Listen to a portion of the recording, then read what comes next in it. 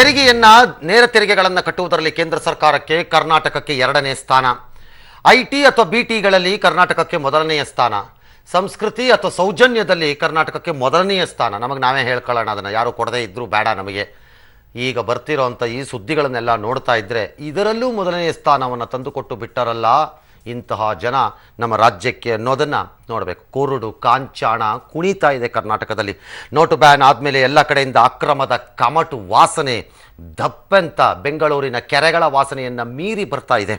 ಜನ ಕ್ಯೂನಲ್ಲಿ ನಿಂತರೂ ಸರಿಯಾಗಿ 2,000 ರೂಪಾಯಿ ಸಿಕ್ಕದೇ ಇದ್ದರೂ ಮುಖ್ಯಮಂತ್ರಿಗಳ ಆಪ್ತರೆಂದೇ ಬಣ್ಣಿಸಲಾಗಿರುವಂಥ ಚಿಕ್ಕರಾಯಪ್ಪ ಹಾಗೂ ಜಯಚಂದ್ರ ಅವರ ಮನೆ ಮತ್ತು ಗೆಸ್ಟ್ ಹೌಸ್ನಲ್ಲಿ ಆದಾಯ ತೆರಿಗೆ ಅಧಿಕಾರಿಗಳು ಎಲ್ಲಿ ಕೈ ಹಾಕಿದ್ರೆ ಅಲ್ಲಿ ನೋಟು, ಆಸ್ತಿ, ಬೇನಾಮಿ ಪತ್ರಗಳು ಸಿಗ್ತಾ ಇವೆ. ಅಷ್ಟರ ಮಟ್ಟಿಗೆ ಇಬ್ಬರ ಈ ಭೂಪತಿಗಳು ತಿಮಿಂಗಲಗಳು ಆಸ್ತಿಗಳನ್ನು ಏನು ಮಾಡಿದ್ದಾರೋ ಎಲ್ಲಿ ಮಾಡಿದ್ದಾರೋ ಗೊತ್ತಾಗ್ತಾ ಇಲ್ಲ. 150 ಕೋಟಿ ಅಕ್ರಮ ಆಸ್ತಿ ಆಗಿದ್ದರೆ 280 ಕೋಟಿ ಬೇನಾಮಿ ಆಸ್ತಿ ಅಂತೆ. ಅಬ್ಬಬ್ಬ ಅಂತ ಹೇಳೋಕ್ಕೆ ಹೋದರೆ ಲಿಸ್ಟ್ ಬರ್ತಾನೇ ಇದೆ. ನಮ್ಮ ಹುಡುಗರು ಹೇಳ್ತಿದ್ದಾರೆ, ಎಷ್ಟು ಸರಿ ಅಪ್ಡೇಟ್ ಮಾಡಿಕೊಡೋದು ನಿಮ್ಗೆ ಇದನ್ನು ಅಂತ. All right. ಇನ್ನು ಕಪ್ಪು ಕುಳಗಳ ಮೇಲೆ ಐಟಿ ಅಧಿಕಾರಿಗಳಿಗೆ ದಾಳಿಗೆ ಪ್ರಧಾನಿ ಮೋದಿ ಬೇಷ್ ಅಂದಿದ್ದಾರಂತೆ. ಗೊತ್ತಿಲ್ಲ ಮಾಡಿದ್ದಾರೋ ಬಿಟ್ಟಿದ್ದಾರೋ ಫೋನು. ತಾವೇ ಫೋನ್ ಮಾಡಿ ರೆಕಾರ್ಡ್ ರೈಡ್ನ ಪೂರ್ಣ ಮಾಹಿತಿ ಪಡೆದಿದ್ದಾರಂತೆ. ಅಧಿಕಾರಿಗಳ ಕಾರ್ಯದಕ್ಷತೆ ಹಾಗೂ ಧೈರ್ಯವನ್ನು ಮೆಚ್ಚಿ ಮೋದಿ ಕೊಂಡಾಡಿದ್ದಾರೆ. ನಿಮ್ಮ ಜೊತೆ ನಾನಿದ್ದೇನೆ, ಯಾವುದೇ ಭಯವಿಲ್ಲದೆ ಮುನ್ನುಗ್ಗಿ ಅಂತ ಅಭಯ ನೀಡಿದ್ದಾರೆ. ಈ ಮೂಲಕ ಪರೋಕ್ಷವಾಗಿ ಸಿದ್ದರಾಮಯ್ಯನವರ ಸರ್ಕಾರದಲ್ಲಿರುವ ಕಡು ಭ್ರಷ್ಟರಿಗೂ ಇನ್ನಷ್ಟು ಬಿಸಿ ಮುಟ್ಟುತ್ತೆ ಕಾಣುತ್ತೆ. ಅಂದ ಹಾಗೆ ದೇಶದ ಇತಿಹಾಸದಲ್ಲಿ ಐಟಿ ದಾಳಿಗೆ ಪ್ರಧಾನಿಯೊಬ್ಬರು ಕರೆ ಮಾಡಿ ಬೆನ್ನು ತಟ್ಟಿರುವುದು ಇದೇ ಮೊದಲು ಎನ್ನಲಾಗಿದೆ. ಪ್ರಧಾನಿಯ ಮಾತಿನಿಂದ ಇನ್ನಷ್ಟು ಉತ್ಸಾಹಗೊಂಡಿರುವ ಅಧಿಕಾರಿಗಳು ಸಹಜವಾಗಿ ಇನ್ನಷ್ಟು ದಾಳಿಗಳಿಗೆ ತಯಾರಿ ಮಾಡಿಕೊಂಡಿದ್ದಾರೆ ಎನ್ನುತ್ತಾ ಇದ್ದಾರೆ. ಈ ಮಧ್ಯೆ ದೇಶಾದ್ಯಂತ ಅಕ್ರಮ ವಹಿವಾಟಿಗೆ ಸಾಥ್ ನೀಡಿರುವ ವಿವಿಧ ಬ್ಯಾಂಕ್ಗಳ 27 ಅಧಿಕಾರಿಗಳನ್ನು ಸಸ್ಪೆಂಡ್ ಮಾಡಿ ಕೇಂದ್ರ ಹಣಕಾಸು ಇಲಾಖೆ ಆದೇಶ ಹೊರಡಿಸಿದೆ. 5 ಅಧಿಕಾರಿಗಳನ್ನು ಎತ್ತಂಗಡಿ ಮಾಡಿದೆ. 2 ದಿನಗಳಿಂದಲೂ ಭ್ರಷ್ಟರ ಬೆನ್ನೇರಿ ದಾಳಿ ನಡೆಸ್ತಾ ಇರುವಂತಹ ಐಟಿ ಇಲಾಖೆಗೆ ಇಲ್ಲಿಯವರೆಗೆ ಸಿಕ್ಕಿರುವಂತಹ ನಗ ನಾಣ್ಯ ಡೀಟೇಲ್ಸ್ ಎಷ್ಟಿದೆ, ಏನಿದೆ ನೋಡಿ. ಒಬ್ಬ ಚಿಕ್ಕರಾಯಪ್ಪ ಅಥವಾ ಒಬ್ಬ ಜಯಚಂದ್ರ, ಅದನ್ನ ಆಮೇಲೆ ಬರ್ತೀನಿ. ಆದರೆ ಇವರು ಏನೇನು ಸಿಕ್ಕಿದೆ ಅಂತ ನೋಡೋಣ. ಅಧಿಕಾರಿಗಳ ಭರ್ಜರಿ ಬೇಟೆಯ ಮೊತ್ತ ಏರಿಕೆಯಾಗಿದೆ. ದಾಳಿ ವೇಳೆ ಸಿಕ್ಕಿದ್ದು ನಿನ್ನೆಗಿಂತ ಇವತ್ತಿಗೆ ಹೋಲಿಸಿದರೆ 150 ಕೋಟಿ ರು ಆಸ್ತಿ ಅಂತ ಇದ್ದಾರೆ. 280 ಕೋಟಿ ರೂಪಾಯಿ ಮೌಲ್ಯದ ಬೇನಾಮಿ ಆಸ್ತಿ ಅಂತ ಬಣ್ಣಿಸ್ತಾ ಇದ್ದಾರೆ. 4.7 ಕೋಟಿ ರೂಪಾಯಿಗಳನ್ನು ನಿಮ್ಮ ಕಣ್ಣಿಗೆ ನಿನ್ನೆ ತೋರಿಸಿ ನಿಮ್ಮನ್ನು ಪಾವನರಾಗಿಸಿದ್ವಿ, ಆದರೆ ಸಾಲಲ್ಲ ಅಂತ ಹೇಳಿ ಒಂದು ಎಕ್ಸ್ಟ್ರಾ ಸೇವಾ ಕಾರ್ಯವನ್ನು ಮಾಡ್ತಾ ಇದ್ದೀವಿ. ಇವತ್ತು 5.7 ಕೋಟಿಗೆ ಅದು ಏರಿದೆ. 7 kg ಗಟ್ಟಿ ಚಿನ್ನ, 7 kg ಚಿನ್ನಾಭರಣದ ಪ್ರಮಾಣ ಹಾಗೆ ಇದೆ. ಇನ್ನು ಚಿನ್ನಾಭರಣ 7 kg ಇಂದ ಈಗ 9 kgಗೆ ಏರಿದೆ. 90 ಲಕ್ಷ ಹಳೆಯ ನೋಟು ಸಿಕ್ಕಿದೆ. ಹಣದ ಮೂಲ ಪತ್ತೆ RBI ಮೊರೆ ಹೋಗಿದೆ. ಐಟಿ ಇಲಾಖೆ ಅಂದರೆ ಆದಾಯ ತೆರಿಗೆ ಇಲಾಖೆ. ಈರೋಡ್ ಬ್ಯಾಂಕ್ ಸೇರಿ 4 ಬ್ಯಾಂಕ್ಗಳಿಗೆ ಈಗಾಗಲೇ notice ಜಾರಿಯಾಗಿದೆ.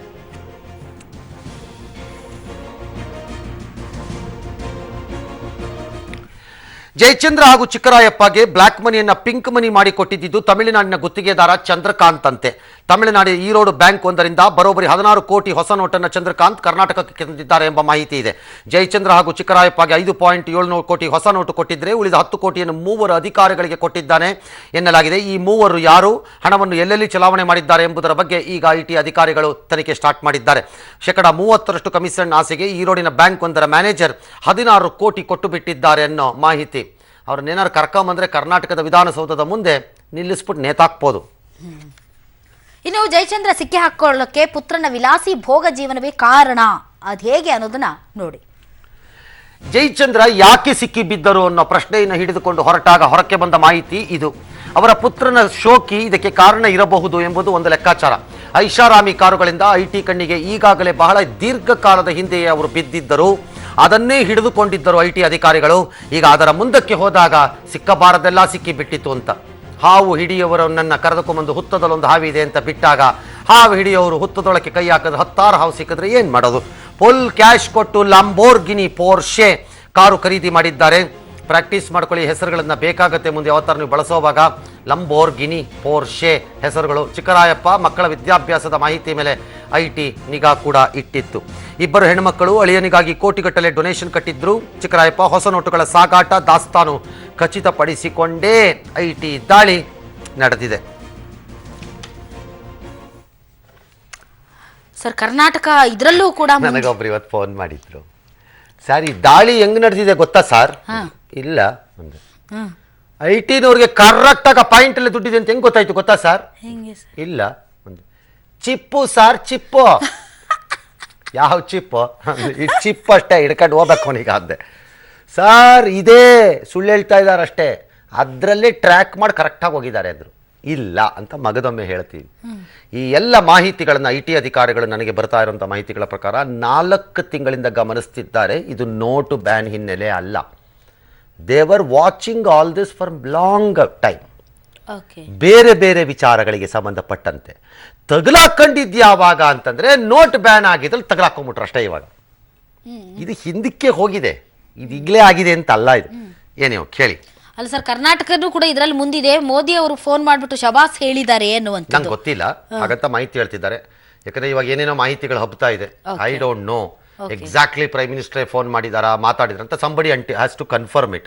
That is a news ಅಷ್ಟೇ, ಅಲ್ಲಿಗೆ ಬಿಡ. ಸರ್, ನಿನ್ನೆ ತಾವು ಹೇಳ್ತಾ ಇದ್ರಿ ಜಯಚಂದ್ರ ಮತ್ತು ಈ ಚಿಕ್ಕರಾಯಪ್ಪ ವಿಚಾರದಲ್ಲಿ. ಈ ಹಿಂದೆ ಕೂಡ ಅವರು ಕೆಲವೊಂದು ಆಯಕಟ್ಟಿನ ಸ್ಥಳಗಳಲ್ಲಿ ಮಾಡಿದಂತಹ ಘನ ಕಾರ್ಯಕ್ಕೆ ಅವರಿಗೆ ಸಿಕ್ಕಾಪಟ್ಟೆ ಒಳ್ಳೊಳ್ಳೆ ಪಾರಿತೋಷಿಕಗಳು ಸಿಕ್ಕಿದ್ರೂ ಕೂಡ, ಐ ಟಿ ರೇಡ್ ಈ ಹಿಂದೆನೂ ನಡೆದಿದ್ರು ಕೂಡ, ಮತ್ತೆ ಲ್ಯಾಂಬೋರ್ಗಿನಿ ಮತ್ತೆ ಪೋರ್ಷೆ ಗೀರ್ಷೆ ಅವೆಲ್ಲ ಹೆಂಗ್ ಬರ್ತವೆ ಸರ್? ಹೆಂಗ ಬರುತ್ತೆ ಅಂದ್ರೆ ದುಡ್ಡು ಬರ್ತಿರುತ್ತೆ ಕಣ್ರಿ. ದುಡ್ಡು ಹಂಚಿ ಡಿಸೆಂಟ್ರಲೈಸ್ ಆಗಲ್ಲ, ವಿಕೇಂದ್ರೀಕರಣ ಮಾಡಲ್ಲ. ರೇಡ್ ಗೀಡ್ ನಡೆದ್ಮೇಲೆ ಮುಗಿದೋಯ್ತು ಅಂತಾರಲ್ಲ ಸರ್ ಅವ್ರ ಜೀವನ. ಯಾವ ಮುಗಿಯೋದು ಇಲ್ಲ ದೇಶದಲ್ಲಿ. ಫೈನ್ ಕಟ್ಬಿಟ್ಟು ಒಳಗೆ ಬರ್ತಾರೆ ವಾಪಸ್ ಅಷ್ಟೇ. 50%, 45%, 36% ಕಟ್ಟು ಬರ್ತಾರೆ ಅಷ್ಟೇ. ಈಗ ಕಟ್ಟು ಸಿಕ್ಕಾಕೊಂಡ್ರೆ 50% ಡಿಕ್ಲೇರ್ ಮಾಡ್ಕೋಬಹುದು. ಈಗ ಬೇಕಾದ್ರೆ 50% ಅಲ್ಲಿ ಮಾಡಿ 25% ನರೇಂದ್ರ ಮೋದಿ ಅವರ ಅಕೌಂಟ್ ಕೊಟ್ಬಿಟ್ಟು ಇನ್ನು 25% ಹಿಡ್ಕೊಂಡು ಚಿತ್ಯಾತೆಗೆ ಮಾಡ್ಕೊಂಡ್ರೆ ಮಾಡ್ಕೋಬಹುದು ಬೇಕಿದ್ರೆ. ಪ್ರಾಬ್ಲಮ್ ಅದಲ್ಲ. ಪ್ರಾಬ್ಲಮ್ ಏನು ಅಂದ್ರೆ ದುಡ್ಡು ವಿಕೇಂದ್ರೀಕರಣ ಆಗಲ್ಲ, ಅದು ಕನ್ಸಾಲಿಡೇಟ್ ಆಗ್ತಾ ಇರುತ್ತೆ, ಅಲ್ಲಲ್ಲೇ ಸೇರುತ್ತೆ. ನದಿಯ ನೀರು ಸಮುದ್ರಕ್ಕೆ ಹರಿದಂತೆ, ಮಳೆಯ ನೀರು ಹಳ್ಳಗಳನ್ನ ಸೇರಿದಂತೆ ದುಡ್ಡು ಹಿಂಗ್ ಹರಡಲ್ಲ, ಅಲ್ಲಲ್ಲೇ ವಾಪಸ್ ಹೋಗಿ ಸೇರ್ಕೊಳತ್ತೆ ಅದು. ಇದು ಅಷ್ಟೇ.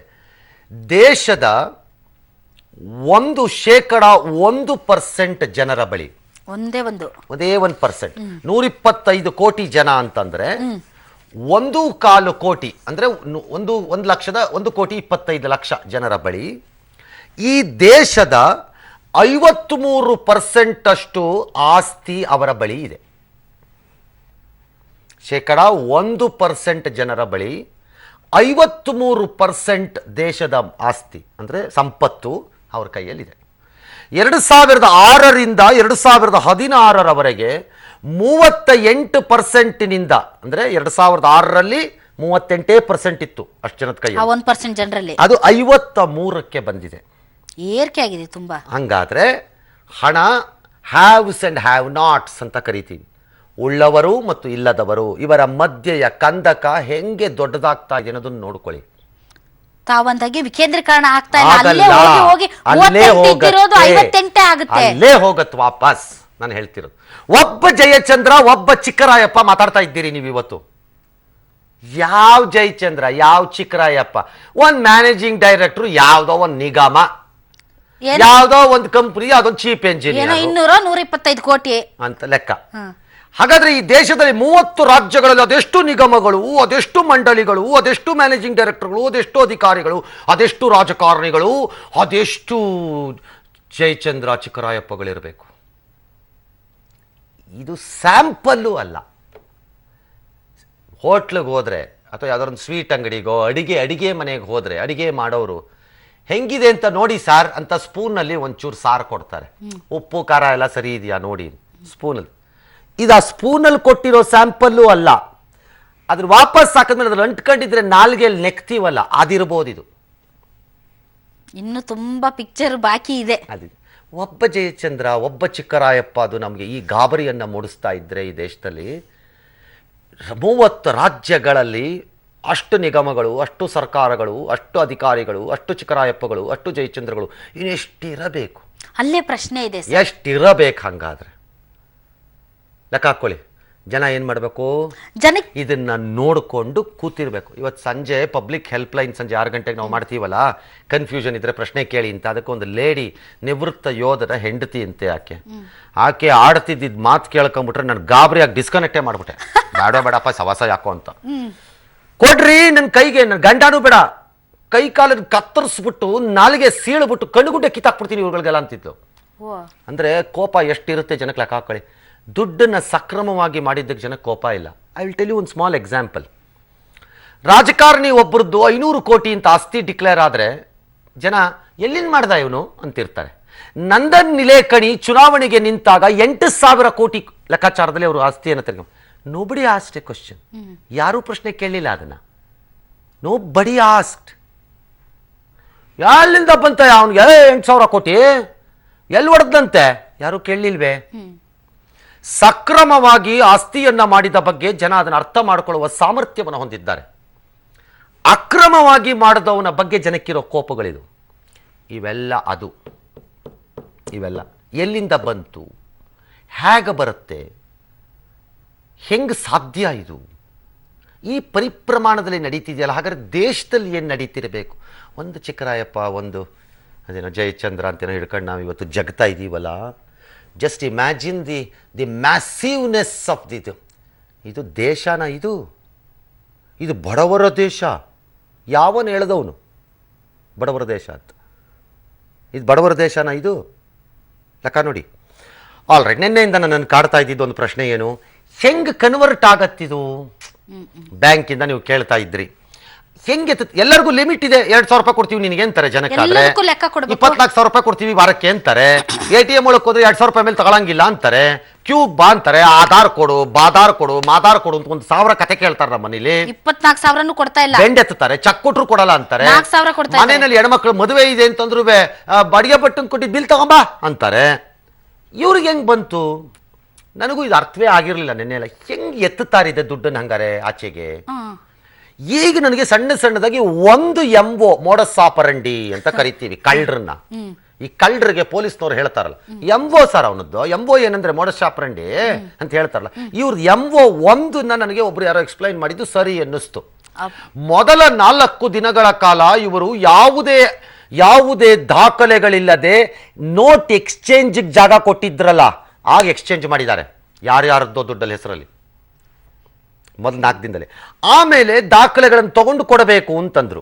ಅಂದ್ರೆ ಒಂದು ಆಧಾರೋ, ಒಂದು ವೋಟರ್ಸ್ ID-ನೋ, ಯಾವುದೋ ಒಂದು ದಾಖಲೆ ತಗೊಂಡು ಕೊಡಿ ದುಡ್ಡನ್ನ. ಅಂದ್ರೆ ಅವ್ನು 4 ನೋಟ್ ಹಿಡ್ಕೊಂಬಂದ್ರೆ 500 ರೂಪಾಯಿದ್ನ ಅವ್ನಿಗೆ 2,000 ರೂಪಾಯಿ ನೋಟ್ ಕೊಡೋವಾಗ ಅದೊಂದು ದಾಖಲೆ ಮಾಡ್ಕೊಳ್ಳಿ ಅಂತಂದಿದ್ದಾರೆ. ಅಲ್ಲೇನು ಮಾಡಿದ್ದಾರೆ ಆಮೇಲೆ ಅಂತ ಅವ್ರು ನನಗೆ ಎಕ್ಸ್ಪ್ಲೈನ್ ಮಾಡಿದ್ರು. ಅಂದ್ರೆ ಎ ಬ್ಯಾಂಕ್ ಅಂತ ಇಟ್ಕೊಳ್ಳೋಣ, ಯಾಕಂದ್ರೆ ನಾನು ಯಾವ ಬ್ಯಾಂಕ್ ಹೆಸರು ಹೇಳಬಾರ್ದಲ್ಲ, ಪಾಪ ಅವರು ತಪ್ಪು ಮಾಡಿರ್ತಾರೋ ಬಿಟ್ಟಿರ್ತಾರೋ. ಎ ಬ್ಯಾಂಕ್ ಅಂತ ಇಟ್ಕೊಳ್ಳಿ. ಆ ಎ ಬ್ಯಾಂಕಿಂದು ಬಿ ಖಾತೆ ಅಂತ ಇಟ್ಕೊಳ್ಳಿ. ಅಂದರೆ ಎ ಬ್ಯಾಂಕ್ ಯಾವುದೋ ಒಂದು ಎಕ್ಸ್ ಬ್ಯಾಂಕ್ ಅಂತ ಇದೆ, ಅದು ಜಯನಗರದಲ್ಲಿ ಒಂದು ಖಾತೆಯನ್ನು ಹೊಂದಿದೆ, ಒಂದು ಶಾಖೆಯನ್ನು ಹೊಂದಿದೆ ಅಂತ ಇಟ್ಕೊಳ್ಳೋಣ. ಇವರೇನು ಮಾಡಿದ್ದಾರೆ ಶಾಖೆಯಲ್ಲಿ, ಅಂದರೆ ಜಯನಗರ ಅಲ್ಲ, ಎಲ್ಲೋ ಒಂದು ಕಡೆ ಶಾಖೆಯಲ್ಲಿ ಏನು ಮಾಡಿದ್ದಾರೆ, 1000 ಜನರ ದಾಖಲೆಗಳನ್ನು ಸಂಗ್ರಹ ಮಾಡಿಕೊಂಡಿದ್ದಾರೆ.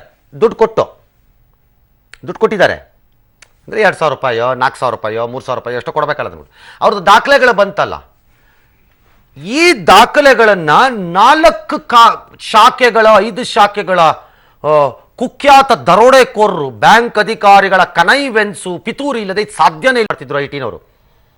ಆ 5 ಶಾಖೆಗಳ ಮ್ಯಾನೇಜರ್ಗಳು ಯಾರೋ ಆಫೀಸರ್ಗಳು ಯಾರೋ ಸೇರ್ಕೊಂಡ್ಬಿಟ್ಟು ಈ 1000 ದಾಖಲೆಗಳನ್ನ ಪಕ್ಕದ ಬ್ರಾಂಚಿಗೆ ಕಳಿಸಿದ್ದಾರೆ. ಅಥವಾ ಅವರು ಯಾರು ಒಪ್ಪಿದಾರೋ ಆ ಬ್ರಾಂಚ್ಗೆ, ಅವನು ಇನ್ನೊಂದು ಬ್ರಾಂಚ್, ಅವನು ಆ ಬ್ರಾಂಚಿಗೆ 1000 ಬಂದಿತ್ತಲ್ಲ ಅದೇ ಥರ ಅವನು ಈ ಬ್ರಾಂಚಿಗೆ ಕಳಿಸಿದ್ದಾರೆ.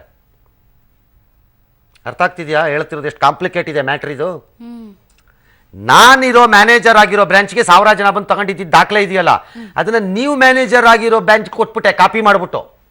ಓ, ಅಲ್ಲಿ ಮತ್ತೆ ಅಕೌಂಟ್ ದುಡ್ಡು ನಿಮ್ಗೂ 1000 ಬಂದಿತ್ತಲ್ಲ, ಅದನ್ನ ನನಗ್ ಕೊಟ್ರಿ ಕಾಪಿ ಮಾಡಿ, ಮತ್ತೆ ತೋರಿಸ್ದೆ ನನ್ನದಲ್ಲಿ 2,000 ರೂಪಾಯಿ ಅಂತ. ಒಬ್ಬನೇ 2 ಕಡೆ ತಗೋಬಾರ್ದು ಅಂತ ಇರ್ಲಿಲ್ವಲ್ಲ, ಆಮೇಲೆ ತಾನೇ ಇಂಕ್ ಬಂದಿದ್ದು. ಹೌದು, ಅಲ್ಲಿ ಎತ್ಬಿಟ್ಟಿದ್ದಾರೆ ದುಡ್ಡನ್ನು.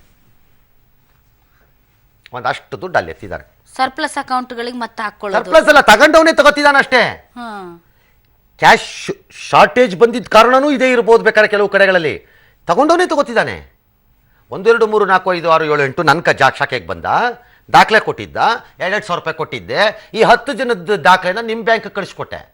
ನೀವು ಆ 1 2 10ಕ್ಕೂ ಮತ್ತೆ ಕೊಟ್ಟೆ ಅಂತ ತೋರಿಸಿದ್ರೆ ಆಯ್ತಲ್ಲ. ಮತ್ತೆ ನಿಮ್ಮ ಹತ್ರ 10 ಜನ ಬಂದಿದ್ನಲ್ಲ, ಅವ್ನು ನನ್ನ ಹತ್ರಕ್ಕೆ ಬಂದ, ನನಗೆ ಕಳಿಸ್ಕೊಟ್ರಿ, ನೀವು ಜೆರಾಕ್ಸ್ ಹಾಕಿ ನನಗೆ ಕಳಿಸ್ಕೊಟ್ರಿ, ಅದನ್ನ ನಾನು ಮತ್ತೆ 10 ಜನಕ್ಕೆ ಇಶ್ಯೂ ಮಾಡಿದೆ ತೋರಿಸಿದೆ. The money has been completely swindled out. ಅದು ಒಂದು ಮೆಥಡ್ ರಂಗ ಇದು ಅಂತ. ಹಲವಾರು ಮೆಥಡ್ಸ್ ಇರಬಹುದು ಇದನ್ನು ದಾಟಿ, ಬಟ್ ಇಟ್ಸ್ ಒಂದು ಮೆಥಡ್ ಕಾಣಿಸ್ತಾ ಇದೆ, ಭಾಳ ಕ್ಲೀನ್ ಆಗಿದ್ದು, ಭಾಳ ಕರೆಕ್ಟಾಗಿ ಕಾಣಿಸ್ತಾ ಇದೆ ಅಂತ ಅಂತಿದ್ರು. ಈ ರೀತಿ ಬ್ಯಾಂಕ್ನಲ್ಲಿ, ಅದಕ್ಕೆ ಹೇಳಿದ್ದು ಬ್ಯಾಂಕ್ ಅಧಿಕಾರಿಗಳು ಸಖತ್ತ ಕೆಲಸ ಮಾಡಿದ್ದಾರೆ. ನಮ್ಮೆಲ್ಲ ಬ್ಯಾಂಕ್ ಆಫೀಸರ್ಗಳು ಸ್ಟಾಫು ಪಾಪ ಆ್ಯಕ್ಚುಲಿ ಅವ್ರಿಗೆ ಈ ನರೇಂದ್ರ ಮೋದಿ ನನ್ನ ಲೆಕ್ಕಾಚಾರದಲ್ಲೆಲ್ಲ ಗಲಾಟೆ ಮುಗಿದ ಮೇಲೆ well done beautiful you are ಅಂದ್ಬಿಟ್ಟು ಅವ್ರಿಗೆ ಕ್ಯಾಶ್ ರಿವಾರ್ಡ್ಗಳು ಕೊಡಬೇಕು ಅವ್ರಿಗೆಲ್ಲ. ಎಲ್ಲರಿಗೂ ಹಾಕ್ರೆ ಅವ್ರ ಅಕೌಂಟ್ ಒಳಗೆ ಕ್ಯಾಶ್ ರಿವಾರ್ಡ್ನ ಒಂದು ನಾನು ಫಸ್ಟ್ ಕ್ಲಾಸ್ ಕೆಲಸ ಮಾಡಿದ್ದಾರೆ ಈ 3 ತಿಂಗಳಲ್ಲಿ. ಯಾಕಂದ್ರೆ ಅವ್ರು ಇಲ್ದಿದ್ರೆ ನಿಮ್ಮ ಸ್ಕೀಮ್ ಡಮಾರು. ಹೌದೌದೌದು. ಅದರಲ್ಲಿ ಕಪ್ಪು ಕುರಿಗಳ ತರಾನೋ ಕೋತಿಗಳ ತರಾನೋ ಒಂದಷ್ಟು ಜನ ಸಿಕ್ಕಾಕೊಂಡಿದಾರಲ್ಲ, ದುರಾಸೆಗಳು ಸಿಗ್ತದೆ, ಹಿಡಿದು ಬಗ್ಗು ಬಡದ ಮೆಟ್ಟು ನಿಂತು ಬಿಡ್ಬೇಕು ಅವ್ರುಗಳು. ನಂಗೇನೆ ಯಾರೋ ಒಂದು 27 ಜನಕ್ಕೆ ಮಾಡಿದಾರಲ್ಲ, ಈ ಥರದವ್ರನ್ನ ಹೆಕ್ಕಿ ತೆಗಿಬೇಕಂದ್ರೆ 97, 98, 99% of the bank staff are working overtime. You should support them. ಇದು ಸಿಗಾಕೊಂಡಿದಾರಲ್ಲ. ಅಲ್ಲ ಸರ್, 18 ಕೋಟಿ ಈರೋಡಿಂದ ತಂದಿದ್ದಾರೆ ಅಂದ್ರೆ ಅವ್ರಿಗೆ ಆ ಬ್ಯಾಂಕ್ ಅವ್ರಿಗೆ ಆ 18 ಕೋಟಿಗೆ ಲೆಕ್ಕ ತೋರಿಸೋದಿರಲ್ವಾ ಸರ್? ಈಗ ಚಂದ್ರಕಾಂತ್ ಅನ್ನೋರು ಈರೋಡ್ನಿಂದ 18 ಕೋಟಿ ತಂದು ಎಲ್ಲರಿಗೂ ಹಂಚಿಬಿಟ್ಟಿದ್ದಾರೆ, ಕ್ಯಾಶು ಹೊಸ ನೋಟು ಅಂತ. ಸೊ ಅವರಿಗೆ ಬ್ಯಾಂಕ್ನವ್ರು ಕೊಡುವಾಗ ಬ್ಯಾಂಕ್ನವರು ಕೂಡ ಒಂದು ಲೆಕ್ಕ ತೋರಿಸ್ಬೇಕಲ್ಲ ಸರ್? ಅದೇ ಲೆಕ್ಕ ಈಗ ಹೇಳಿದ್ನಲ್ರಿ ನಿಮ್ಗೆ. ಯಾವನ್ಯಾವಂದೋ ಹೆಸರಲ್ಲಿ ದುಡ್ಡು ಎಕ್ಸ್ಚೇಂಜ್ ಟೈಮಲ್ಲಿ ಆಗಿರೋದು ಇದು. ಹಳೆ ನೋಟನ್ನು ನೀವು ತಗೊಂಬಂದು ಅಲ್ಲಿ 4 ನೋಟನ್ನ ಕೊಟ್ಬಿಟ್ಟು 2,000 ರೂಪಾಯಿ ಇಸ್ಕೊಂಡು ಹೋಗ್ರೆಯಾ ನೀವು ಬದುಕಕ್ಕೆ ಅಂತ ತಾನೇ ಹಾಕಿದ್ರು ಲಿಮಿಟ್. ಅಲ್ಲಾಗಿರೋದು ಇದು ಒನ್ ಆಫ್ ದಿ ಕೇಸ್ ನಾನು ಹೇಳ್ತಿರೋದು. ಅದೇ ಎಲ್ಲರೂ ಮಾಡಿರೋ ಮೆಥಡ್ ಅಂತ ಅಲ್ಲ. ಇದು ಗೊತ್ತಾಗಿದೆ ಈಗ ಆಫೀಸರ್ಗಳಿಗೆ. ಬ್ಯಾಂಕ್ನಲ್ಲಿ ಏನು ಹಿಡಿತೀರಿ ಈಗ ದಿನ? ಬ್ಯಾಂಕ್ನವನೇ ಕನೈವ್ ಹಾಕೊಂಡು ಕೂತ್ಬಿಟ್ರೆ ಎಲ್ಲ ಒಂದು ಕಡೆ ದುರಾಸೆಗೆ ದುಷ್ಟರು ಸೇರ್ಕೊಂಡಿದ್ರೆ. ಇಲ್ದಿದ್ರೆ ಸಾಧ್ಯನೇ ಇಲ್ಲ ಬ್ಯಾಂಕಿಂದ ಹಣ ಹೊರಕ್ಕೆ ಬರಕ್ಕೆ ಈ ರೀತಿ, ಅನ್ಲೆಸ್ ಸ್ಟಾಫ್ ಯಾರಾದರೂ ಅದರೊಳಗಡೆ ಭಾಗಿಯಾಗಿ ಸೇರ್ಕೊಳ್ಳದೇ ಇದ್ದಾರೆ. ಇಂಪಾಸಿಬಲ್. ಲಿಮಿಟ್ಸು ಅಷ್ಟು ಕ್ಲಿಯರ್ ಇದೆ ಅಲ್ಲಿ. 2,000 ರೂಪಾಯಿ, 24,000 ರೂಪಾಯಿ, ಇದು ಇಷ್ಟೇ ಲಿಮಿಟ್ ಕರೆಕ್ಟಾಗಿದೆ. ಅದು ಸಾಧ್ಯನೇ ಇಲ್ಲ. ಈಗ ಚಿಕ್ಕರಾಯಪ್ಪ ಹಾಗೂ ಜಯಚಂದ್ರ ತಗಲಾಕೊಳ್ತಾ ಇರೋದು ಬೇನಾಮಿ ಆಸ್ತಿ ಪ್ರಾಬ್ಲಮ್ ಅಲ್ಲ ನಾನು ಹೇಳೋದು. ಅದನ್ನೇನೋ ರಿಸಾಲ್ವ್ ಮಾಡ್ಕೋಬೋದು ಅವರು. ಹಳೆ ನೋಟ್ ಸಿಕ್ಕ ಹಾಕೊಂಡಿರೋದು ಅಲ್ಲ, ಅದನ್ನು ರಿಸಾಲ್ವ್ ಮಾಡ್ಕೋಬೋದು. ಹೊಸ ನೋಟ್ ಎಲ್ಲಿಂದ ಬಂತು ಅನ್ನೋದನ್ನು ಹೇಳಬೇಕು ಅವ್ರೀಗ. ಅದು ಪ್ರಾಬ್ಲಮ್ಮು. ಹೊಸ ನೋಟ್ ಎಲ್ಲಿ ಬಂತು ಅಂತ CBI ತನಿಖೆ, ಆ ತನಿಖೆ, ಈ ತನಿಖೆ ಅಂತ ಹೇಳ್ತಿದ್ದಾರೆ. ACB ತನಿಖೆ ಮಾಡಂಗೇ ಇಲ್ಲ. ಇದನ್ನ ಸ್ವಯಂ ಪ್ರೇರಿತವಾಗಿ ವರದಿಯನ್ನ ನೋಡಿ ಬೇಕಾದ್ರೆ ಸ್ವಯಂ ಪ್ರೇರಿತವಾಗಿ ದಾಖಲೆ ಮಾಡ್ಕೋತೀವಿ. ನೀವ್ ಏನಾದ್ರು ದಾಖಲೆ ಮಾಡ್ಕೋ, ಬಾಯಿ ಮುಚ್ಕೊಂಡು ಕೂತ್ಕೊಂತ ಹೇಳ್ಬೇಕು. ಆಮೇಲೆ we don't want ACB in this. We know what is ACB and COD today. We don't want ACB ಇನ್ಬೇಕು. CBI should tell ACB should not interfere because it's an interstate business. ACB is only Karnataka. Jurisdiction issue ಇದೆ ಇದರಲ್ಲಿ. ಈಗ ವ್ಯಾಪ್ತಿಯ ಪ್ರಶ್ನೆ ಇದೆ. ಮೂಲ crime start ಆಗಿರೋದು Erode bank ಅಲ್ಲಿ. ಅಲ್ಲಿ FIR ಆಗ್ಬೇಕು CBI ಇಂದ. ಆ FIR ಹಿಡ್ಕೊಂಡು ಕಳ್ಳರನ್ನ, ಕಿರುಬಾಗಳನ್ನ, ಮತ್ತೆ ಕತ್ತೆಗಳನ್ನ, ಮತ್ತೆ ಇವರು ಏನೋ ನರಿಗಳನ್ನ ಹುಡುಕೊಂಡು ಕರ್ನಾಟಕದೊಳಗೆ CBIನವ್ರು ಬರಬೇಕು. ಇಲ್ಲಿ ಯಾವ್ಯಾವ ಕುರಿ ಇವೆ ಎತ್ತಾಕೊಂಡೋಗಿ, ಯಾವ್ಯಾವ ಕೋತಿಗಳಿವೆ ಎತ್ತಾಕೊಂಡೋಗಿ ಅವ್ರನ್ನೆಲ್ಲ ಈ ರೋಡಲ್ಲಿ ಹೋಗಿ ಚರ್ಚೆ ಮಾಡಿ ನೀವು ಕೆಲಸನ. There should be nothing. It has to be an interstate operation. ಎಲ್ಲೆಲ್ಲಿ ದುಡ್ಡು ಹೋಗಿದೆ, ಎಲ್ಲೆಲ್ಲಿಂದ ಬಂದಿದೆ ನೋಡಬೇಕು. ಆಲ್ ರೈಟ್, ಒಂದು ವಿರಾಮಕ್ಕೆ ಹೋಗ್ಬೇಕಲ್ಲ, ಹೋಗ್ಬಿಡೋಣ. ಹೋಗ್ಬಿಟ್ಟು ವಾಪಸ್ ಬರೋಣ. ವಾಪಸ್ ಬಂದುಬಿಟ್ಟು ಆಮೇಲೆ ಉಳಿದ ಕತೆಗಳು ಬೇಕಾದಷ್ಟಿದೆ.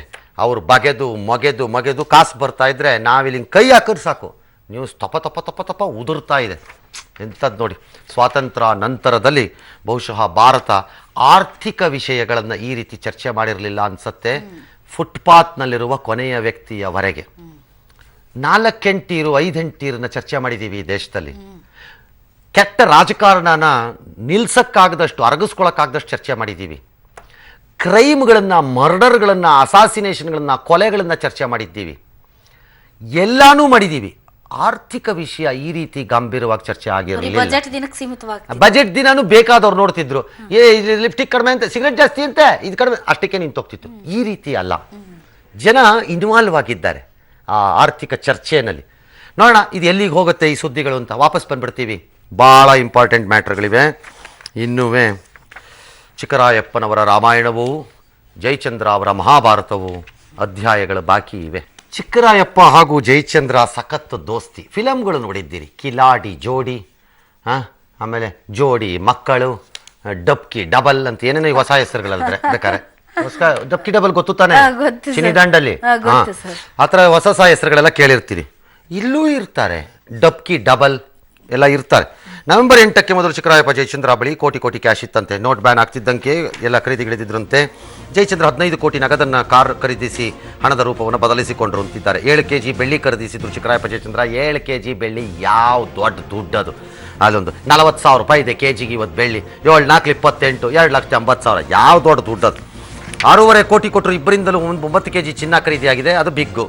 9ಕ್ಕೆ ಚಿನ್ನ ಮಾರಾಟಗಾರರ ಬಳಿ ದಾಖಲೆಯನ್ನು ಪಡೆದಿದ್ದಾರೆ ಈಗ ಐಟಿ ಅಧಿಕಾರಿಗಳು.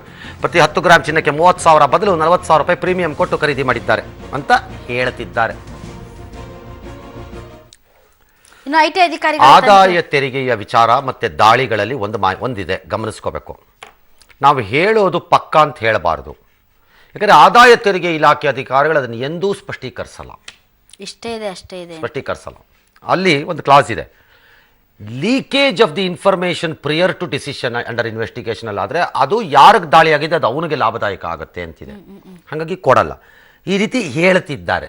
ಕರೆಕ್ಷನ್ ಇದ್ದರೆ ನಂದೊಂದೇ ಒಂದು ಮನವಿ, ಚಿಕ್ಕರಾಯಪ್ಪ ಅಥವಾ ಜಯಚಂದ್ರ ಕಡೆಯವ್ರು ನನಗೆ ಹೇಳಿದ್ರೆ ನಾನು ಕರೆಕ್ಷನ್ ಹಾಕೋತೀನಿ, ಏನೇನು ಸಿಕ್ಕಿದೆ ನಮ್ದು ತಪ್ಪಿದ್ರೆ. ಎಸ್, ಐಟಿ ಅಧಿಕಾರಿಗಳ ತನಿಖೆ ವೇಳೆ ಚಿಕ್ಕರಾಯಪ್ಪ ಏನ್ ಹೇಳಿದ್ರು ಅನ್ನೋದನ್ನ ನೋಡೋಣ ಬನ್ನಿ. ತನಿಖೆ ವೇಳೆ ಸಾಹೇಬರು ಹೇಳ್ತಾ ಇದ್ದಾರೆ ಒಂದು ಹೆಸರನ್ನು, ಶೋಭಾ ಅಂತ.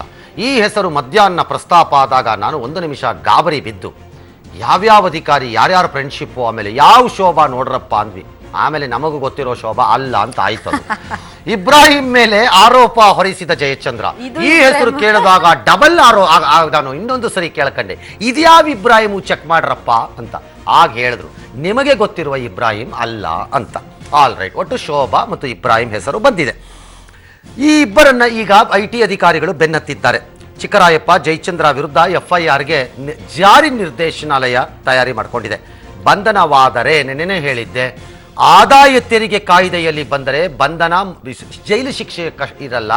ಆದರೆ ಮನಿ ಲಾಂಡ್ರಿಂಗ್ ಆ್ಯಕ್ಟು ಅಥವಾ ಬೇನಾಮಿ ಪ್ರಾಪರ್ಟಿಗಳಲ್ಲಿ ಏನಾದ್ರು ಸಿಕ್ಕಾಕೊಂಡು ಕೇಸ್ ಆದರೆ ಅದಕ್ಕೆ ಜೈಲು ಇರುತ್ತೆ ಎಂದಿದ್ದೆ. ಈಗ ಆ ಪ್ರಕಾರ ಆಗಬಹುದು ಅಂತ ಹೇಳ್ತಿದ್ದಾರೆ. ಜೈಲಾದರೆ ಐಟಿ ದಾಳಿ ವಿಷಯ ವಿಧಾನಮಂಡಲದಲ್ಲಿ ಇವತ್ತು ಪ್ರಸ್ತಾಪ ಆಯಿತು. ಕಾವೇರಿ ನೀರಾವರಿ ನಿಗಮದ MD ಚಿಕ್ಕರಾಯಪ್ಪ ಹಾಗೂ ರಾಜ್ಯ ಹೆದ್ದಾರಿ ಅಭಿವೃದ್ಧಿ ಯೋಜನೆ ಮುಖ್ಯಾಧಿಕಾರಿ ಜಯಚಂದ್ರ ಅವರನ್ನ ಸರ್ಕಾರ ಅಮಾನತು ಮಾಡುವಂತೆ ಪ್ರತಿಪಕ್ಷಗಳು ಉಭಯ ಸದನಗಳಲ್ಲಿ ಪಟ್ಟು ಹಿಡಿದವು. ಸದನದ ಬಾವಿಗಿಳಿದು ಪ್ರತಿಭಟನೆ ನಡೆಸಿದ್ವು. ಸಂಜೆ ವೇಳೆಗೆ ಅಧಿಕಾರಿಗಳ ಅಮಾನತು ಆದೇಶವನ್ನು ಗೃಹ ಸಚಿವ ಪರಮೇಶ್ವರ್ ತಿಳಿಸಿದ್ರು. ಹೊಸ ನೋಟ್ಗಳು ಹೇಗೆ ನೀಡಿದ್ರು ಅನ್ನೋ ಬಗ್ಗೆನೂ ತನಿಖೆ ಆಗಬೇಕು. ದಾಳಿ ಕುರಿತ ಅಂಕಿಅಂಶಗಳ ಮಾಹಿತಿ ಸರ್ಕಾರಕ್ಕಿಲ್ಲ. ಮಾಧ್ಯಮಗಳಲ್ಲಿ ಮಾತ್ರ CM ಮತ್ತು ಸಚಿವರಿಗೆ ಆಪ್ತರು ಅಂತ ಹೇಳಲಾಗ್ತಿದೆ. ಆದ್ರೆ ಇದು ಸತ್ಯ ಅಲ್ಲ, ಅವರನ್ನ ರಕ್ಷಣಾ ಮಾಡುವಂತಹ ಮಾತೇ ಇಲ್ಲ ಅಂದ್ರು.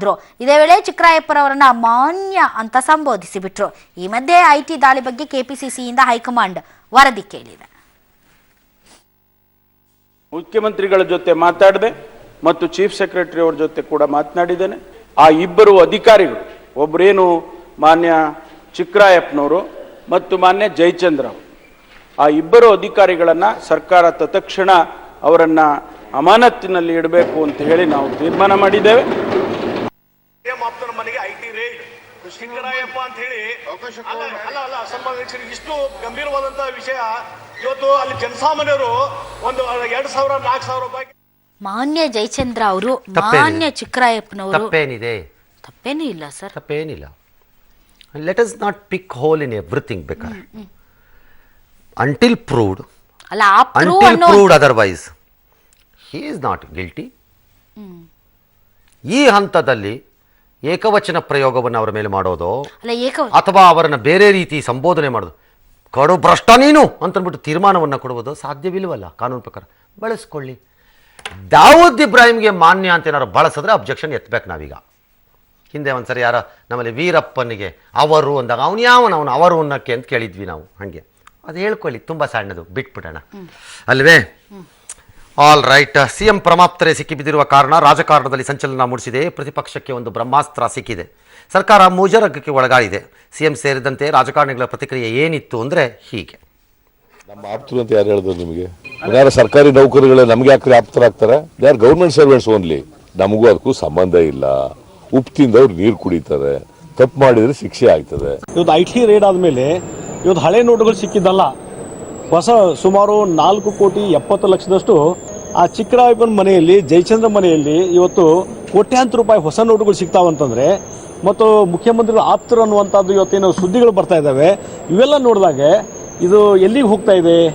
ಇವತ್ತು ಮುಖ್ಯಮಂತ್ರಿಗಳ ಮೇಲಿನ ಸಂಶಯದ ಸುಳಿಗಳು ಪ್ರಾರಂಭ ಆಗಿದ್ದಾವೆ. ಕೇವಲ 20 ದಿನದ ಒಳಗೇನೆ ಇಷ್ಟು ಪ್ರಮಾಣದಲ್ಲಿ ಹೊಸ ನೋಟುಗಳನ್ನು ಅವ್ರು ಬದಲಾವಣೆ ಮಾಡ್ಕೊಳ್ತಾರೆ ಅಂತ ಹೇಳಿದ್ರೆ ಯಾರ್ಯಾರು ಇದರಲ್ಲಿ ಶಾಮೀಲಾಗಿರ್ಬೋದು ಅನ್ನೋದ್ರ ಬಗ್ಗೆ ಸಮಗ್ರ ತನಿಖೆ ಆಗಬೇಕು. ಇದನ್ನ CBI ಅಥವಾ ED ಎರಡೂ ಸೇರಿ ಇದನ್ನು ತನಿಖೆ ಮಾಡಬೇಕಾದಂತ ಅವಶ್ಯಕತೆ ಇದೆ. ನಿಮಗೆ ಎಷ್ಟು ಆಶ್ಚರ್ಯ ಆಗಿದೆ, ನನಗೂ ಅಷ್ಟು ಆಶ್ಚರ್ಯ ಆಗಿದೆ. ಕ್ರಮ ತಗೊಳ್ಳೋದು ಎಕ್ಸಿಕ್ಯೂಟಿವ್ ಏನು ತಗೋತಾರೆ ನೋಡೋಣ. ಅದ್ರ ಬಗ್ಗೆ ಡೀಟೇಲ್ಸ್ ಏನು ಗೊತ್ತಿಲ್ಲ. ಮಾಧ್ಯಮದಲ್ಲಿ ಬಂದಿರೋದು ಇಷ್ಟು ಹಣ ಸಿಕ್ಕಿದೆ ಅಂತೇಳಿ ಅದು ಫೋಟೋನು ಹಾಕ್ಬಿಟ್ಟಿದ್ದೀರಾ ನೀವು. ಈಗ ನಾವು ಏನು ಬೇರೆ ಏನು ಹೇಳಂಗೆ ಇಲ್ಲಲ್ಲ. ಸೊ ಅದರಿಂದ ಅದ್ರ ವಿಚಾರದಲ್ಲಿ ಇದು ಆಗಬಾರ್ದಾಗಿತ್ತು ಅನ್ನೋದು ಅಷ್ಟು ಬಿಟ್ಟರೆ ಬೇರೆ ಡೀಟೇಲ್ಸ್ ನನಗೇನು ಗೊತ್ತಿಲ್ಲ. ಯಾರೂ ಕೂಡ ಕಾನೂನಿಗೆ ದೊಡ್ಡವರು ಯಾರೂ ಇಲ್ಲ. ಅವ್ರು ಎಷ್ಟೇ ದೊಡ್ಡವರಾಗಿದ್ದರೂ ಕೂಡ ಕಾನೂನೆಲ್ಲ ಅವರಿಗೂ ಒಂದೇ, ಸಾಮಾನ್ಯ ಜನರಿಗೂ ಒಂದೇ. ಕಾನೂನಿನ ಚೌಕಟ್ಟಿನಲ್ಲಿ IT ಡಿಪಾರ್ಟ್ಮೆಂಟು ಏನು ಕ್ರಮ ತಗೋಬೇಕು ಅದನ್ನು ತಗೊಳ್ತಾರೆ. ಅಲ್ಲ ಸರ್, ತಾವು ಹೇಳ್ತಾ ಇದ್ರು 1% ಜನರ ಹತ್ರ ದೇಶದ 53% ಅಷ್ಟು ಆಸ್ತಿ ಇದೆ ಅಂತ. ಈಗ ಈ ಹಿಡಿದಿರೋದ್ರಲ್ಲಿ ಇದು ಸ್ಯಾಂಪಲ್ಲು ಅಲ್ಲ ಅನ್ನೋದಾದ್ರೆ ಜನ ಬಯಸ್ತಾ ಇರೋದು ಅವ್ರನ್ನೆಲ್ಲ ಹಿಡಿಬೇಕು ಅಂತ. ಬಟ್ ಕಷ್ಟ ಇದೆಯಲ್ಲ ಸರ್? ಕಷ್ಟ ಇದೆ. ದಟ್ಟಾರಣ್ಯದ ಒಳಗಡೆಗೆ ಹೋಗಿ ಗುಂಡು ಸೂಜಿ ಹುಡುಕೊಂಬ ಅಂದರೆ ಅಷ್ಟು ಸುಲಭ ಅಲ್ಲ. ಇಷ್ಟು ದೊಡ್ಡ ಭಾರತ ದೇಶದಲ್ಲಿ 125 ಕೋಟಿ ಜನರಲ್ಲಿ ಕಳ್ಳರನ್ನು ಹೆಕ್ಕಿ ತೆಕ್ಕೊಂಬರೋದು ಅಷ್ಟು ಸುಲಭನೂ ಅಲ್ಲ. ಅವರು ಬುದ್ಧಿವಂತರಿದ್ದಾರೆ, ಅವರೇನು ಪೆದ್ರೂ ಅಲ್ಲ. ಅವರೆಲ್ಲ ನ್ಯಾಯಾಲಯ ಅಥವಾ ನ್ಯಾಯವಾದಿಗಳು ಇವ್ರನ್ನ ಹೈಯರ್ ಮಾಡಿಕೊಂಡು ಅದಕ್ಕೆ ವಾದ ಪ್ರತಿವಾದಗಳನ್ನು ಹಾಕ್ಕೊಂಡು ದಾಖಲೆಗಳನ್ನು ಮಾಡಿಕೊಂಡು ಮುಂದಕ್ಕೆ ಹೋಗೋ ಶಕ್ತಿ ಸಾಮರ್ಥ್ಯ ಇದೆ. ಆ ಸಾಮರ್ಥ್ಯ ಇಲ್ಲದವನೇನು ಮಾಡ್ತಾನೆ ಅಂತಂದರೆ, ನ್ಯಾಯಮೂರ್ತಿಗಳು 20,000 ರೂಪಾಯಿ ಫೈನ್ ಕಟ್ಟಿದ್ರೆ ನಿನಗೆ ಬಿಡುಗಡೆ ಆಗತ್ತೆ ಅಂದರೆ ಅದನ್ನು ಕಟ್ಟಕ್ಕಾಗದೆ ಜೈಲೊಳಗಡೆ ಇರ್ತಾನೆ. ಯಾರೋ ಕ್ರೈಮ್ ಮಾಡಿದವನೇ ಒಳಗಡೆ ಇರ್ತಾನೆ. ಇದು ಹಂಗಲ್ಲ. ಹಾಗಾಗಿ ಅಷ್ಟು ಸುಲಭ ಅಲ್ಲ ಇದು. It is not that easy ಎಲ್ಲರನ್ನೂ ಹೆಕ್ಕಿ ತೆಗೆದು ಎಳ್ಕೊಂಬಂದ್ಬಿಡ್ತೀವಿ ಅನ್ನೋಕ್ಕೆ. ಯಾಕೆ ಅಂದರೆ ಬೇಸಿಕಲಿ ನಾವು ಕರಪ್ಟ್ ಸೊಸೈಟಿ. ಬೇಸಿಕಲಿ. ನಂಬರ್ 2, ಕರಪ್ಷನನ್ನು ಒಂದು ಲೆವೆಲ್ಗೆ ಅಕ್ಸೆಪ್ಟ್ ಮಾಡಿಕೊಂಡಿರೋ ಸೊಸೈಟಿ. ಹೌದು. ನಂಬರ್ 3, ಕರಪ್ಷನ್ನು ನನಗೆ ನೋವು ಮತ್ತು ಘಾಸಿಯನ್ನು ಮಾಡಿದರೆ ಮಾತ್ರ ನನಗೆ ಚಿಂತೆ. ಬೇರೆ ಒಂದು ಮಾಡಿದ್ರೆ ಕೇಳ್ತೀನಿ, ನನಗಾದರೆ ಅದು ಪ್ರಶ್ನೆ ಅಲ್ಲ ಅವ್ರದ್ದು. ನಾನು ಪದೇ ಇದನ್ನು ಹೇಳ್ತಿರ್ತೀನಿ. ನಾನು ಒನ್ ವೇಯಲ್ಲಿ ಹೋದರೆ ಅದು ತಪ್ಪಲ್ಲ, ನನ್ನ ವಿರುದ್ಧ ಇನ್ನೊಬ್ಬ ಬಂದಾಗ ತಪ್ಪು. ಕರೆಕ್ಟ್. ಇದು ನಮ್ಮ ಮನೋಸ್ಥಿತಿ. 4ನೇದು, ತೆರಿಗೆಯ ಪಾವತಿಯನ್ನು ಒಂದು ಕರ್ತವ್ಯ ಎಂದು ನಾವು ಪರಿಭಾವಿಸಿಯೇ ಇಲ್ಲ. ಪಾವತಿಸದಿರುವುದೇ ಬುದ್ಧಿವಂತನ ಲಕ್ಷಣ ಅನ್ನೋ ನಿರ್ಧಾರಕ್ಕೆ ಬಂದಿರುವ ಜನ ನಾವು. ಹಾಗಾಗಿ ಅಷ್ಟು ಸುಲಭ ಅಲ್ಲ ಇದನ್ನೆಲ್ಲ ಹೆಕ್ಕಿ ತೆಗೆಯೋದು. ಇವೆಲ್ಲ ಸ್ಯಾಂಪಲ್ಗಳ ಥರ ಕಾಣಿಸ್ತಾ ಇರುತ್ತೆ ಅಲ್ಲಲ್ಲಿ. But let us see how it transforms. ಆಮೇಲೆ ಎಲ್ಲ ಆಸೆಯಿಂದನೇ ಕೆಲಸ ಮಾಡಬೇಕಲ್ಲ. ಏನೂ ಆಗಲ್ಲ ಅಂತ ಕೂತಿದ್ರೆ ಹೇಗೆ? ಚುನಾವಣೆ ಸಂದರ್ಭದಲ್ಲಿ ದುಡ್ಡು ಬೇಡ, ಭ್ರಷ್ಟರು, ಹಾಗೆ ಹೀಗೆ, ಜಾತಿ ಪಾತಿ ನಾವೆಲ್ಲ ಹೇಳ್ತಾ ಇರ್ತೀವಿ. ಬಟ್ ಹಂಗೆ ಆಗುತ್ತೆ. ನೀವು ಹೇಳ್ತಾನೆ ಇರ್ತೀರಿ, ಅದು ಆಗ್ತಾನೆ ಇರ್ತೀವಿ. ನೀವು ಹೇಳದೇ ಇದ್ರೆ ಇನ್ನೂ ಜಾಸ್ತಿ ಆಗ್ಬೋದಲ್ಲ. ಅಷ್ಟಕ್ಕೆ ಒಂದು ವಿರಾಮಕ್ಕೆ ಹೋಗಬೇಕು. ವಾಪಸ್ ಬಂದ ಮೇಲೆ ಭಾರತೀಯ ಜನತಾ ಪಕ್ಷ, ಕಾಂಗ್ರೆಸ್, ಅದಕ್ಕಿಂತ ಯಾವ ರೀತಿ ಈ ರೀತಿಯ ಅಧಿಕಾರಿಗಳು, ಈ ರೀತಿ ಅಂದರೆ ನಾನು ಪರ್ಟಿಕ್ಯುಲರ್ ಯಾರ ಬಗ್ಗೆ ಹೇಳ್ತಿಲ್ಲ, ಕೆಲವ್ರ ಬಗ್ಗೆ ಈಗ ಪ್ರಸ್ತಾಪ ಆಗ್ತಿರೋರು ಸೇರಿದಂತೆ, ಲೋಕಾಯುಕ್ತ ಅಲ್ಲಿ ದೂರಿರುತ್ತೆ, CAG ಕಂಟ್ರೋಲರ್ ಆ್ಯಂಡ್ ಆಡಿಟರ್ ಜನರಲಲ್ಲಿ ಬಂದಿರುತ್ತೆ, ಕೋರ್ಟ್ಗಳಲ್ಲಿ ಅವರ ಮೇಲೆ ಸ್ಟ್ರಿಕ್ಚರ್ಸ್ ಪಾಸ್ ಆಗಿರುತ್ತೆ. ಆದರೂ ಅವರಿಗೆ ಆಯಕಟ್ಟಿನ ಸ್ಥಳಗಳೇ, ಇವರಿಬ್ಬರೇ ಅಲ್ಲ, ಯಾರು ಇದ್ಕೊಳ್ಳಿ, ಹೋಗ್ತಾ ಇರುತ್ತೆ. ಹಾಗೆ ಆ ಮೆಂಟ್ಯಾಲಿಟಿ ಆಫ್ ಪೋಸ್ಟಿಂಗು ಅಲ್ಲಲ್ಲಿಗೆ ಹೋಗುತ್ತೆ. ನನ್ನ ಥಿಯರಿ ಸರಿ ಅನಿಸತ್ತೆ. ಒಳ್ಳೆ ಪೋಸ್ಟ್ ಬೇಕು ಅಂದರೆ ಆಫೀಸರ್ಗಳು 2 ರೈಡ್ ಮಾಡಿಸ್ಕೊಳ್ಳಿ, ಆಗ ನಿಮಗೆ ದುಡ್ಡು ಮಾಡುವ ಶಕ್ತಿ ಇದೆ ಅಂತ ಪೋಸ್ಟಿಂಗ್ ಕೊಡೋನಿಗೆ ಅರ್ಥ ಆಗುತ್ತೆ. That's all. ಹಾಗಾಗಿ ಆ ಕುರಿತ ಮನೋಸ್ಥಿತಿ, ರಾಜಕೀಯ ಮನೋಸ್ಥಿತಿ ಮತ್ತು ಇನ್ನಿತರ ವಿಷಯಗಳನ್ನು ಮಾತಾಡೋಣ. 3 ಜನದ ಜೊತೆ, 3 ಪಕ್ಷದವ್ರ ಜೊತೆ ಮಾಜಿ ಮುಖ್ಯಮಂತ್ರಿ ಕುಮಾರಸ್ವಾಮಿ ಅವರು ಸೇರ್ಕೋತಾರೆ. ಓಕೆ. ನವೆಂಬರ್ 8ರಂದು ನೋಟು ನಿಷೇಧ ಬಳಿಕ ಪ್ರಧಾನಿ ಮೋದಿ ಈಗ ಬಂಗಾರದ ಮೇಲೆ ಬ್ರಹ್ಮಾಸ್ತ್ರ ಪ್ರಯೋಗಿಸಿದ್ದಾರೆ. ನೋಟು ನಿಷೇಧ ಆದ ದಿನದಂದೇ ಚಿನ್ನಾಭರಣವನ್ನ ಖರೀದಿಸಿ ಕಪ್ಪು ಹಣವನ್ನ ಬಿಳಿ ಮಾಡಿಕೊಂಡಿರುವ ವರದಿಗಳು ಕೇಳಿ ಬಂದಿತ್ತು. ಈ ಹಿನ್ನೆಲೆಯಲ್ಲಿ ಚಿನ್ನದ ಮೇಲೆ ಹೂಡಿಕೆ ಮಾಡಿರುವ ಕಾಳ ಧನಿಕರಿಗೆ ಬಿಸಿ ಮುಟ್ಟಿಸಿದ್ದಾರೆ. ಹಾಗಾದ್ರೆ ಚಿನ್ನದ ಮೇಲೆ ಯಾರಿಗೆ ಎಷ್ಟು ಮಿತಿಯನ್ನ ಇದೆ ಅಂತ ನೋಡೋಣ. ಜನ್ಧನ್ ಖಾತೆದಾರರ ಮೇಲೆ IT ಕೆಂಗಣ್ಣು ಬೀರಿದೆ.